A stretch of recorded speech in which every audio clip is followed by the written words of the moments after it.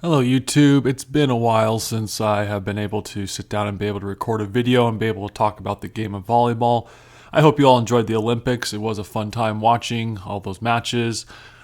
Maybe I'll hopefully be able to go back and talk about those in a future video. But today we're actually going to be talking about the college rankings that just came out a few weeks back. The AVCA coaches ranked the top 25 teams in the nations currently at this time. And I have to say that with this upcoming season, it should be interesting to see which teams stay at the top of the top 25, while at the same time, this rankings this year might not be completely accurate. You had a year where a lot of teams weren't able to actually play last season, and so in my honest opinion, it feels like the polls might not be 100% correct. I feel like a lot of these rankings this year were ranked based off of coaches' past records, who the schools are, who the players they got, along with being able to just be able to perform from the past in general. And to me, it doesn't seem like the rankings might be fully correct, but we're going to actually talk about the top 25 teams in this video today, and we're probably going to start with teams number 25 to 20 today and work our way up to the top. Now, I know that things have changed since the recording of this video have begun, but this is the rankings based off on the August 16th, 2021 article. And so with that, guys, let's begin with today's video. I do need to ask before we start this video that if you like this content that's being presented today, that I ask that you please subscribe to this YouTube channel, as every subscription we get can help grow this YouTube channel to be able to continue to talk about the game of volleyball and hopefully be able to grow it to the point to where we can actually become more noticed in the world, but mostly here in the United States where it's heavily needed at this time. So please like and subscribe to this video if you enjoyed this content today. And with that, let's start with number 25, Notre Dame. Last season, Notre Dame went 15-4 in their season, and in their conference, they went 13-3. Some key moments for them in the season was they were able to beat number 5 Syracuse twice during their season. They were also able to beat Pittsburgh once, and then also lose to Pittsburgh once. And then they're able to, and at the time Pittsburgh was 10, and they were able to beat Georgia Tech, which was number 23. And then they lost to number 10 Oregon in the playoffs for the volleyball tournament. The Notre Dame had a very interesting season, to say the least. The thing that's also quite interesting about their team was from their starting lineup from last year, only one person pretty much left the team, whether it was graduation or maybe moved on to another school.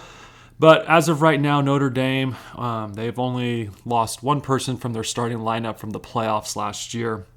And so Notre Dame this season, in my opinion, might be able to stay in the top 25 for this season based off experience that they've had. Who knows? College volleyball gets interesting as it continues on.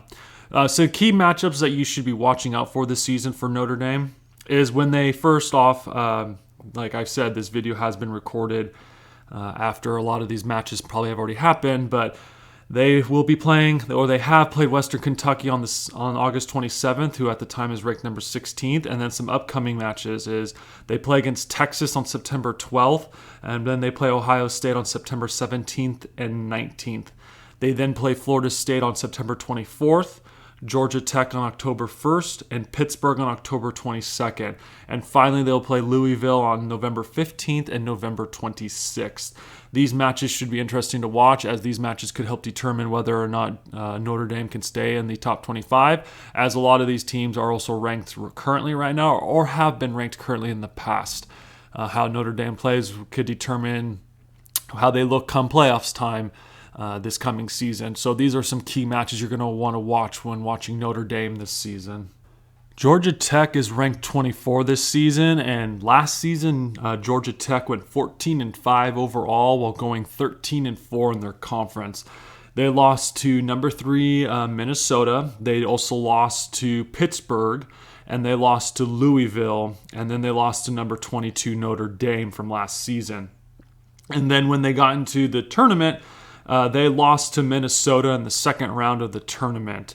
So Minnesota is going to be a tough matchup for Georgia Tech if they play them again, most likely this season. But what Georgia Tech does have going for them is their entire lineup against Minnesota is all returning, so they have a lot of experience. In fact, there's a lot of seniors and juniors who are starting.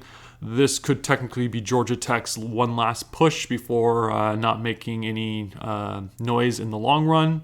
Well, I can't say long run, but maybe for a year or two, as college volleyball tends to switch every 4 years based off powerhouses and who they can recruit. So Georgia Tech is most likely trying to make one last push to contend for the title this season. If they start that lineup again, who knows at this point with Georgia Tech.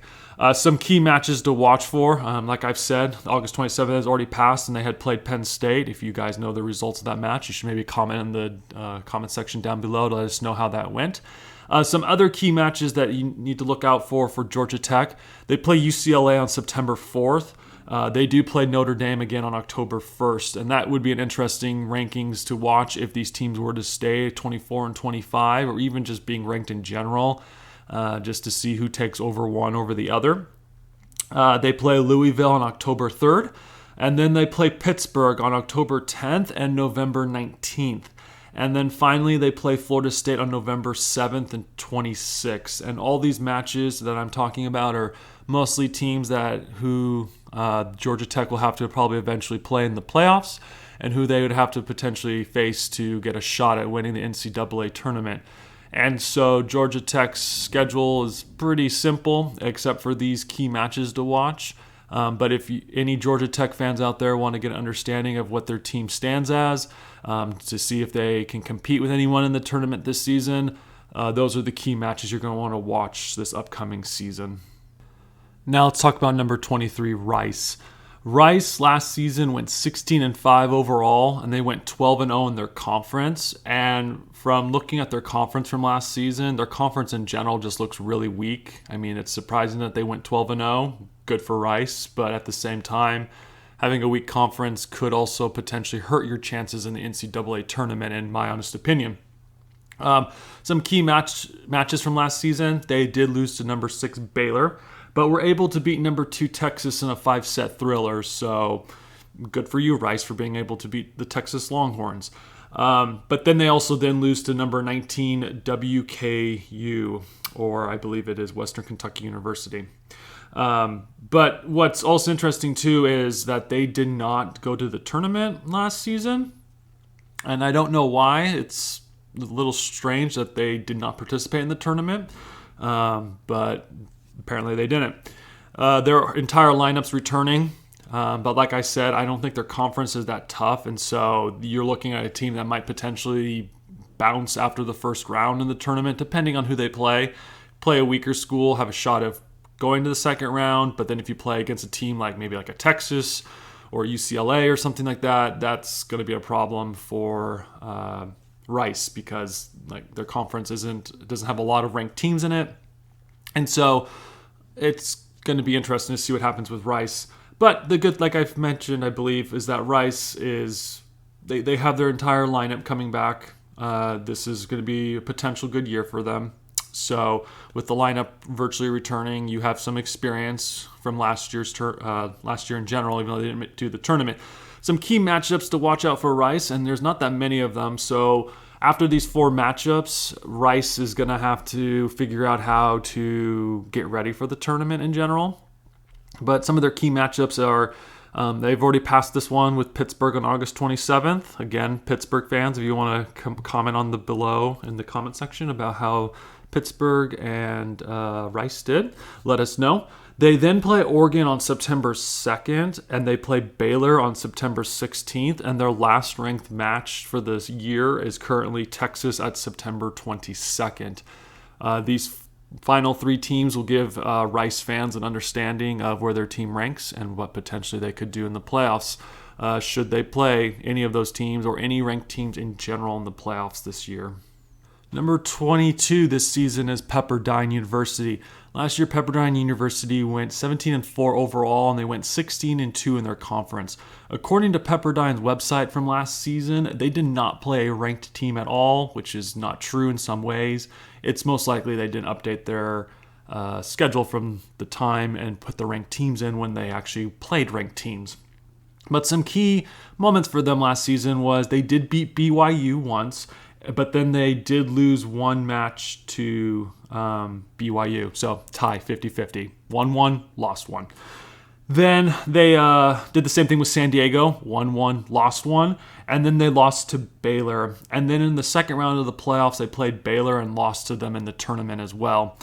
This upcoming season, from their last match with Baylor, they did lose 2 players from their starting lineup. So 5 returners from that lineup from the season before. Not as bad. Replacing the 2 players might not be that difficult for Pepperdine University.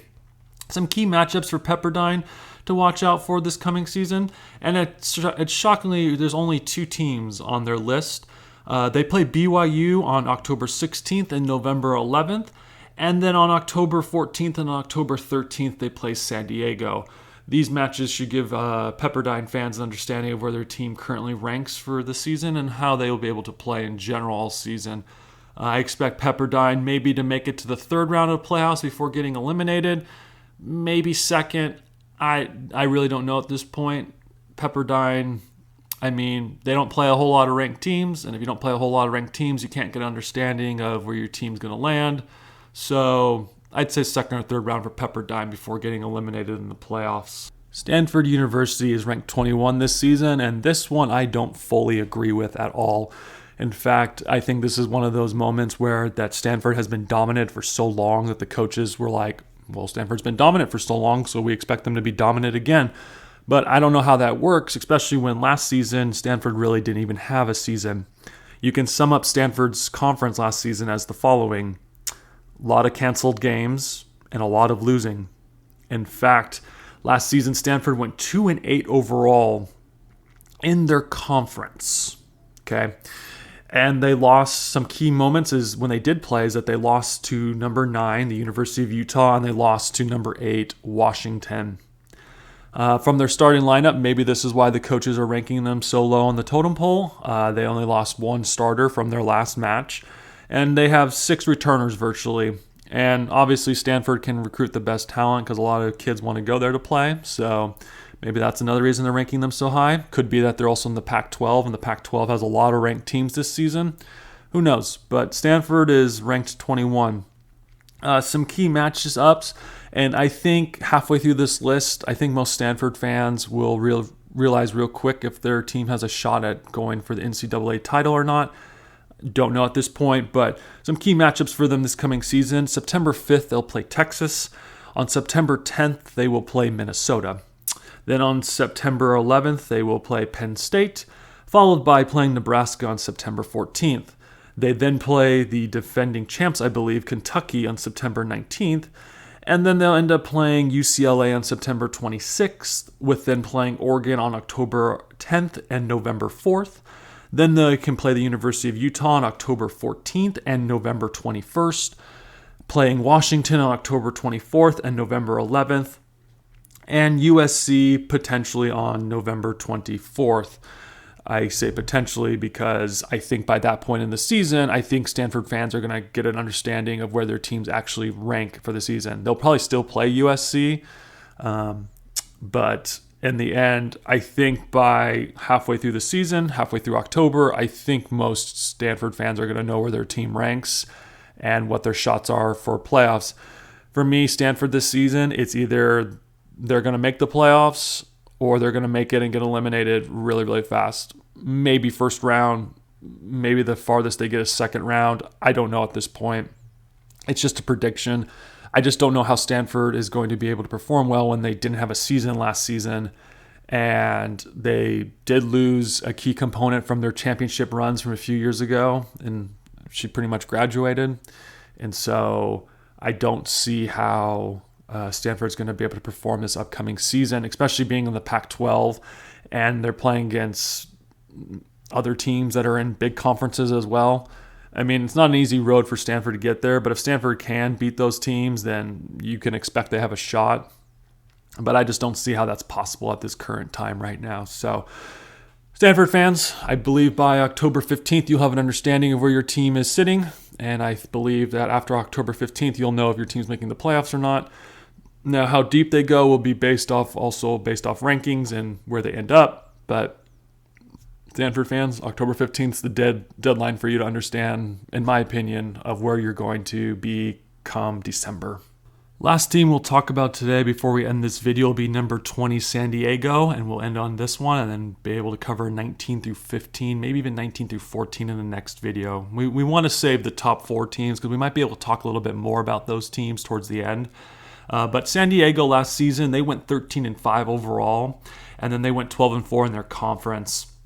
Some key moments from last season: they lost to number 16 BYU twice last season, and then they lost to number 20 Pepperdine, and then they beat number 20 Pepperdine. So they split the matches evenly with Pepperdine. And then they lost to number 13 Louisville in the first round of the playoffs. From their last match of the season against Louisville, you have about 2 of their players who had graduated, 5 returners from that roster, so decent experience under their belt. Some key matchups, though, this season for San Diego. They play number 1 Texas on August 27th. Let us know, Texas fans, San Diego fans, let us know how that match went on October 27th. Who won? How are they looking so far? They played Utah on September 13th, the University of Utah. The date is September 3rd. They'll play the University of Utah. And then they will play UCLA on September 9th.